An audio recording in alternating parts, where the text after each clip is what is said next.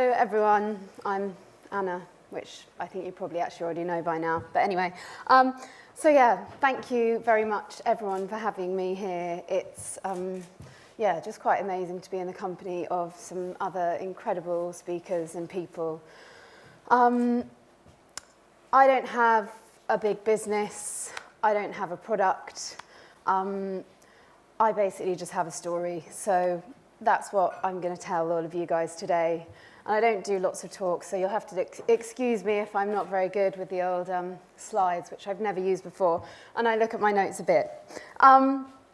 So the thing that sort of came over me when I was thinking about kind of my story over the last couple of weeks, when I've been kind of trying to piece this together, was that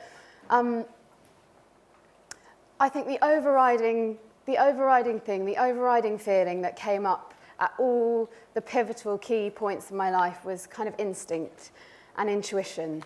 And I kind of didn't know, but I've kind of been positioned here, I guess, in the company of some other amazing women. And I think that kind of instinct and intuition thing and the kind of the sense of kind of a passing on of some kind of instinct and intuition is a big thing for me. So I'm going to tell my story. I'm going to start at the very beginning. I was born the week Margaret Thatcher came to power. Coincidentally, I Will Survive by Gloria Gaynor was also #1. So some seriously powerful female stuff going on this week. This is me majorly stoked about eating an apple. I have to say, though, in my early childhood, I was a lot more excited about other things like chocolate, Mars bars. I'm from a huge family. My dad's got 12 brothers and sisters. I've got 36 cousins. So it was a very, very noisy and vibrant upbringing, and food was the thing that we all kind of gathered for and sort of communicated around. 4 of my uncles and 2 of my aunts worked at the Cadbury's factory, so chocolate was a huge part of our upbringing. I remember going around my nan's for Sunday dinner. She would literally cook for about 30 people. There wasn't enough room for everyone to sit down, so me and my sister would scooch up on a little armchair.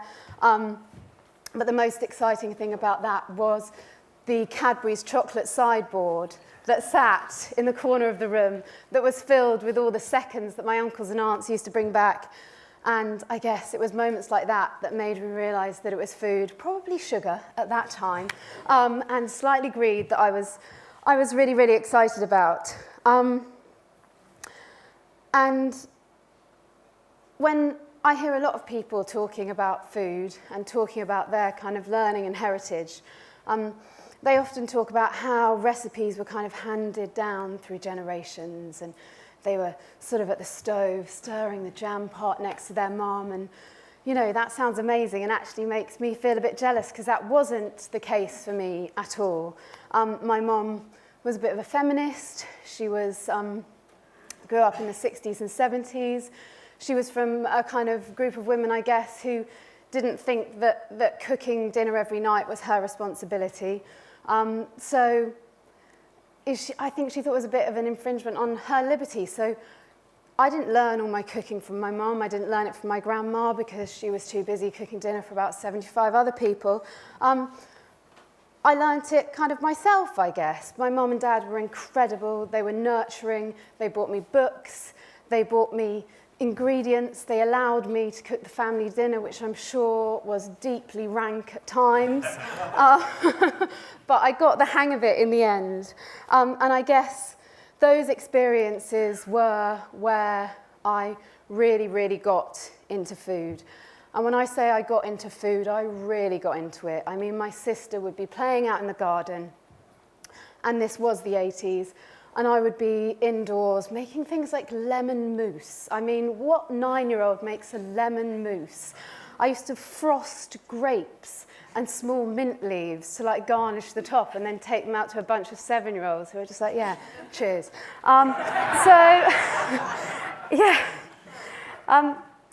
So clearly it was this huge, huge passion for me. It was what I got excited about when I look back at all our family pictures and videos. You know, there's a level of geekery around food which, quite frankly, is deeply embarrassing. But somewhere, I think that passion got a bit lost. I went to school. You know, the academic side of my career was encouraged.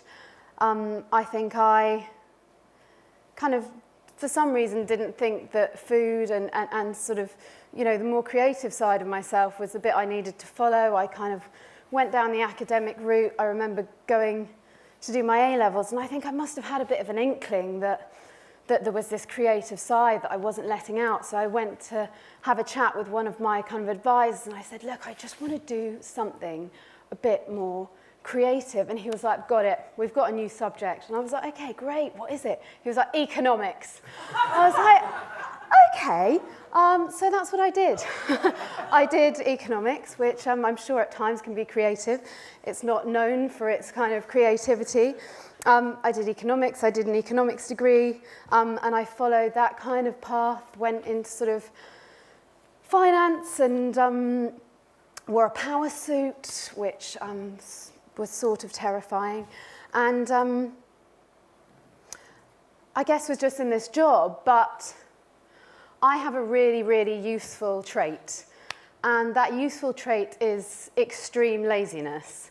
Unless I'm completely, fully, totally engaged in something, I am absolutely incredible at doing nothing.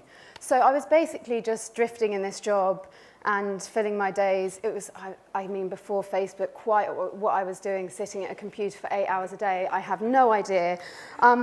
But I think, you know, at some point my instinct came back in, and I realized that, you know, there was something else I needed to look at. So one day, on the train, on the way to work, I was reading an article, which I wish I'd kept now, because it turned out to be a really, really pivotal point in my life. I was reading an article that said, you should determine your calling or passion by the section of the Sunday paper that you turn to first. And for me, that was always the restaurant section. And that was when my instinct and my intuition kicked in. It was like, you know, it was like some fireworks had gone off in my mind, and I was like, that's it. I was one-pointed about it. And, you know, that was really proof of the power of instinct and intuition, because a week later, I had quit my job and I was cooking full-time in a restaurant. It was an amazing week. I basically got to work. I Googled cookery courses in London. I found a cookery course by a largely unknown chef you guys probably have never heard of, Jamie Oliver. Yeah, I went for an interview, did some weird sort of bridge building workshops somewhere in rural Wales, had a very awkward conversation with my boss about how I was leaving actually that afternoon. Yeah, by the end of the week, I was cooking for a living. And I worked harder than I've ever worked, but I had this feeling, I kept thinking that someone was going to come and knock on my door and kind of burst my bubble and say, actually, you can't do this. You're cooking. You're having fun all day. You're working with mates. And one mate who actually is here over there, Eamon Fullalove, who was my head chef at 15 and taught me an incredible, incredible amount about food.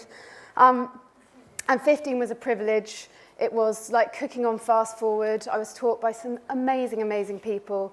And it was a bunch of friends, basically, who, for some reason, had free rein on a restaurant in central London and could buy the food that they wanted. You know, we were sort of we went to Italy, we saw the first olive oil come off the press, and, you know, the green grassiness and the smell. You know, people were buying tunas from here to here and filleting them with machetes. I mean, it was kind of a crazy and amazing time. From there, I kind of, I guess, learned how to cook and worked my way around a few kitchens. I worked in Spain, in Italy. In Italy, I worked 6 double shifts a week in an all-male kitchen where no one spoke English and I didn't speak Italian. Reasonably challenging, but I learned pretty quick. And I guess then there was another shift. I realised that I was cooking a lot. I realised that all kitchens weren't perhaps the nurturing kitchens that 15 had been, and not everyone was quite as nice and as nurturing as Eamon. I was going and working in kitchens where people expect me just generically to call them chef with no reason. You know, people were shouting, people were kind of just, it just didn't feel quite right to me. And I kind of knew that perhaps there was another way and another route in food.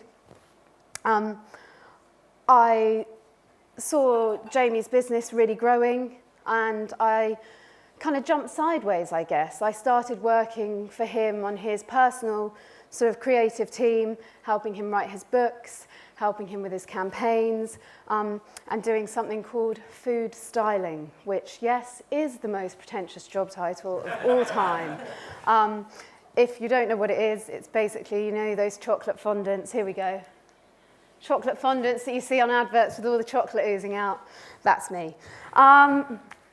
So, yeah, and working for that business at that time was just the most incredible journey and adventure.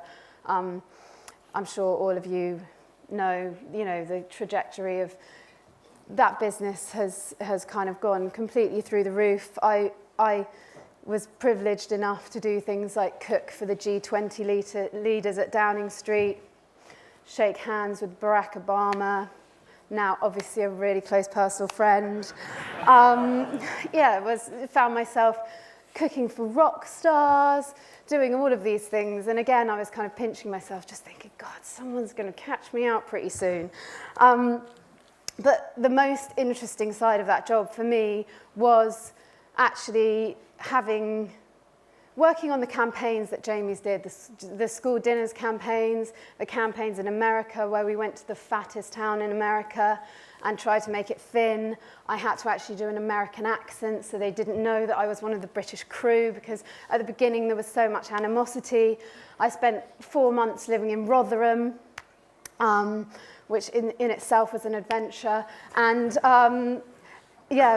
sort of going into houses where families were just eating doner meat every single night of the week, doner meat and chips. That was literally their diet.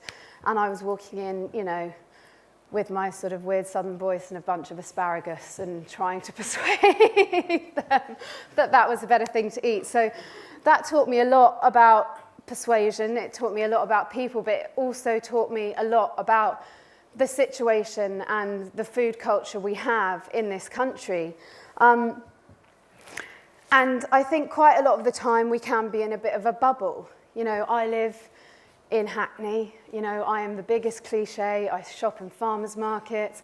I'm always going out to all, you know, the local restaurants, but that's a bubble. And what my work, you know, for Jamie taught me is that that's not the reality in the whole country. There are a lot of people who really, you know, we think we're a nation of foodies, we all watch TV shows, but people aren't actually getting back in the kitchen and cooking. And so all of this was kind of going on, and all of this information was kind of assimilating, and I was still kind of cooking the food that I'd always been taught to cook. I was cooking in kitchens with chefs.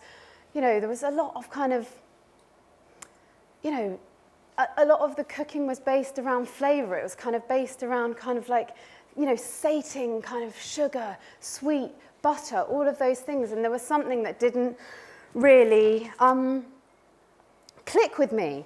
And I guess this was another example of when I kind of had to stop looking outwards. I'd been learning about food for years and years and years. And I had learned everything you could about producers, about having respect for food, about how to cook a million different things. But I hadn't actually ever, you know, listened to my instincts and turned the other way and looked kind of inwards and tried to work out what food was doing for me. And in an attempt to know my body better and just to feel a bit healthier, and really as an experiment for 6 weeks, I decided to give up meat. It wasn't a big, conscious, moral decision. It was more just thinking, okay, I'm just going to see how this feels. And guess what? You probably know the punchline. I felt amazing. My energy went through the roof. My skin and my hair felt much better.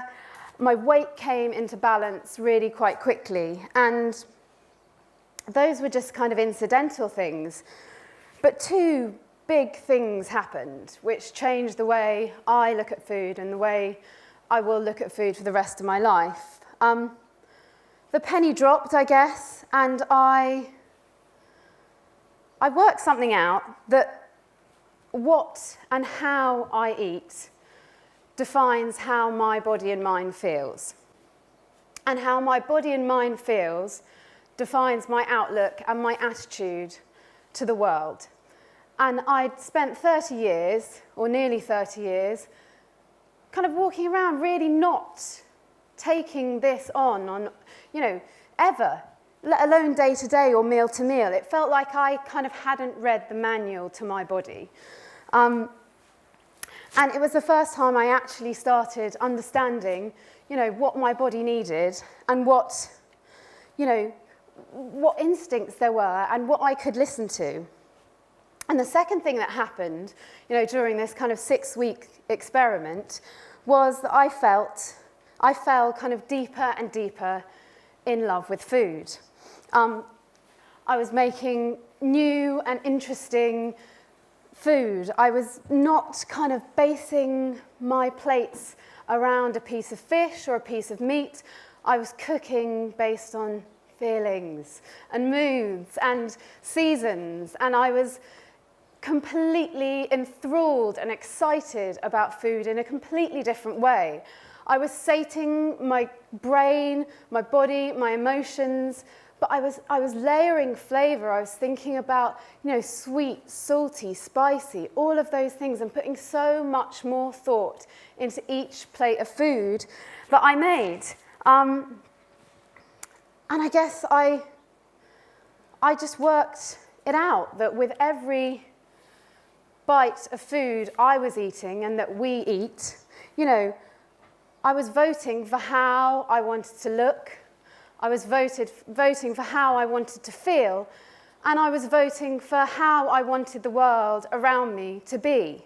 And that was a massive revelation, that actually what we put in our bodies turns into the skin and bones that we walk around with. And when I had that realization, there's been no way I could go back.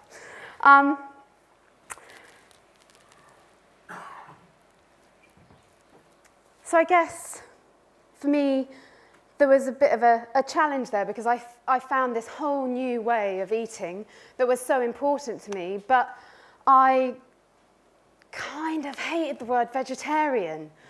There's just a worthiness, a kind of sort of hemp trouser, sorry if anyone's wearing hemp trousers, kind of brightly painted sort of cafe sort of scenario that goes with vegetarianism that just wasn't something that I connected with and wasn't something that I wanted to be part of.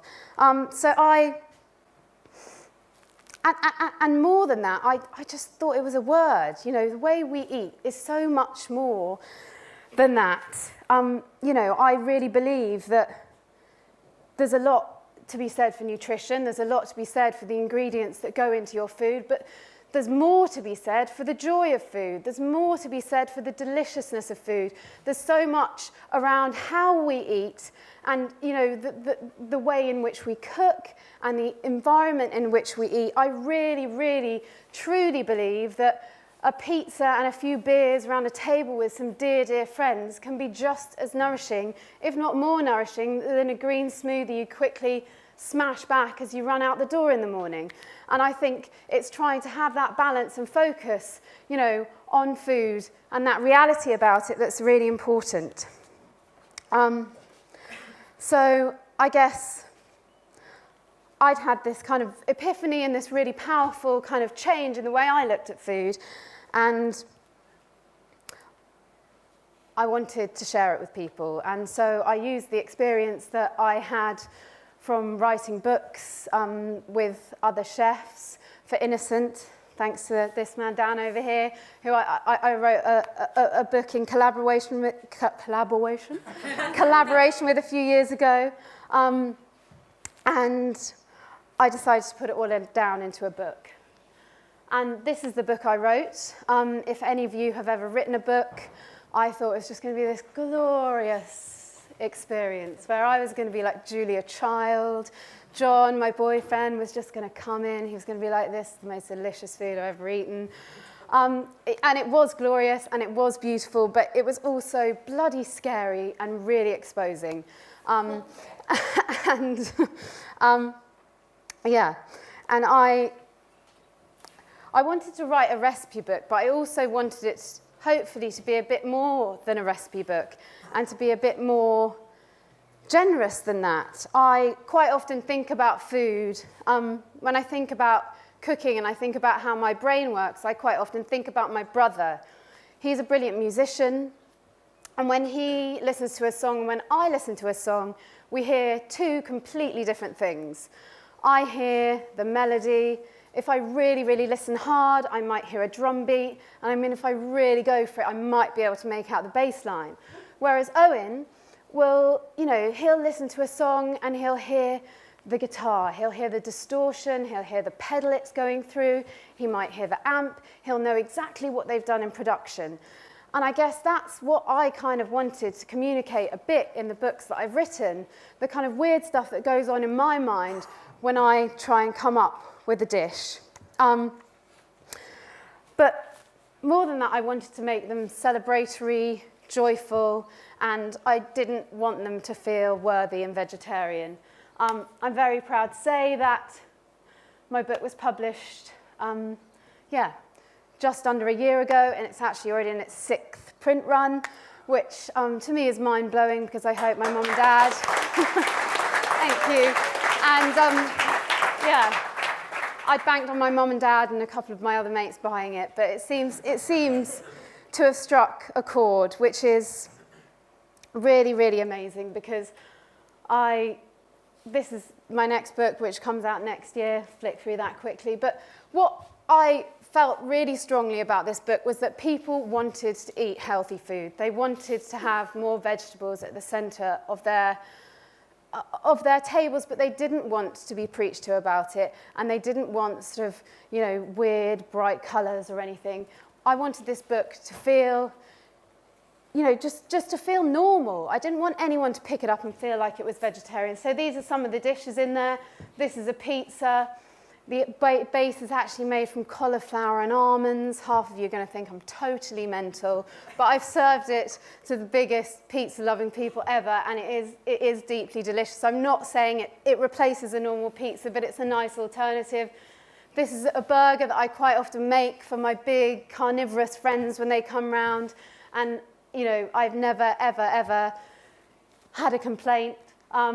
This is a lovely elderflower and pistachio cake. It's made with polenta, crushed up pistachios, and coconut sugar.